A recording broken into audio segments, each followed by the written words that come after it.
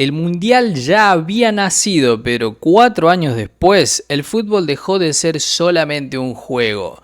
En 1934 la Copa del Mundo se jugó bajo la mirada de un régimen que entendió algo muy claro. El fútbol podía ser propaganda. Y en 1938 el mundo ya estaba al borde de la guerra. Esto no es solo un capítulo de fútbol, esto es un capítulo de historia mundialista.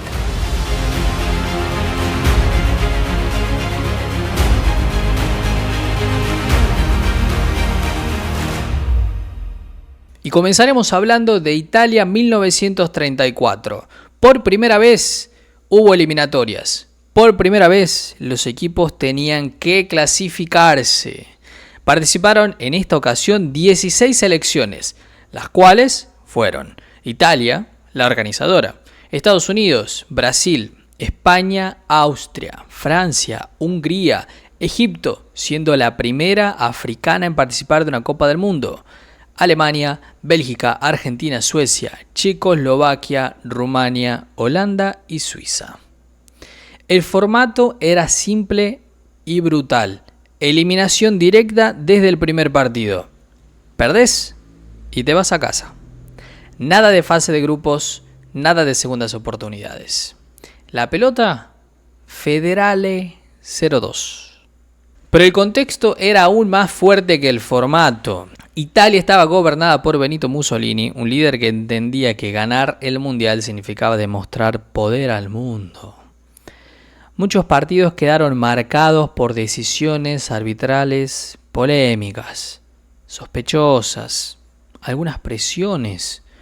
Nunca se probó oficialmente nada, pero la sombra quedó para siempre. Italia llegó a la final tras vencer a Austria 1-0. Mientras Checoslovaquia hizo su parte al vencer a Alemania por 3-1. Fue la primera vez que se jugó el tercer puesto. Alemania se impuso 3-2 ante Austria. Podemos decir que Alemania fue la primera que oficialmente se ganaba el título del tercer puesto. En la final, los italianos se consagraron 2-1 ante Checoslovaquia en el tiempo extra. Italia, campeona del mundo, la primera europea en levantar la copa.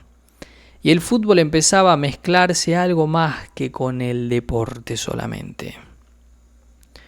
Los números finales de este torneo. El máximo goleador fue Oldrich Nejedly de Checoslovaquia. Él marcó 5 goles. El mayor público fue de 55.000 almas en la final. Se marcaron un total de 70 goles, ninguno en contra. El mejor ataque fue italiano, que marcó 12 goles. El menos vencido, el arquero italiano, Combi, que recibió solamente 3 goles en 5 partidos. Y la mayor goleada, también italiana, 7-1 ante Estados Unidos. Una curiosidad interesante es que Luis Monti fue el primero en disputar 2 finales y con 2 países diferentes. En 1930 jugó para Argentina y en 1934 para Italia, siendo subcampeón en la primera y campeón en la segunda. 4 años después nos vamos a Francia. Estamos en 1938. El clima era diferente. Europa estaba al borde de la Segunda Guerra Mundial. Austria, por ejemplo, se había clasificado, pero fue anexada por Alemania justo antes del torneo. Entonces la selección desapareció. Ya no era solo fútbol, era política que estaba entrando al campo de juego. El formato fue el mismo de 1934. 16 equipos. Estos fueron Italia, Noruega, Francia, Bélgica, Brasil, Polonia, Checoslovaquia, Holanda, Alemania, Suiza, Hungría, Indias Holandesas, Rumania, Cuba, Suecia y Austria. Tal vez habrán notado que la única sudamericana fue Brasil, porque el resto de las selecciones se negaron a participar en protesta de que el mundial esta vez le tocaba a Sudamérica. Pero como se repitió por segundo mundial consecutivo en Europa, Uruguay decidió no viajar, una de las campeonas recientes. El formato, como mencioné, era igual al de 1934. Perdías y te ibas a casa. No había penales. No había cambios. Si un jugador se lesionaba, su equipo seguía con uno menos. En las semis, Italia eliminó a Brasil 2-1 y Hungría venció 5-1 a Suecia. Brasil logró vencer a los suecos en el tercer puesto. 4-2. Brasil comenzaba a demostrar que estaba para grandes cosas. El 19 de junio de 1938 en el Olympique de Colombes de París se jugó la final donde otra vez Italia volvió a ganar. En un partidazo venció 4-2 a los húngaros. Bicampeones del mundo. El único bicampeón antes de la guerra.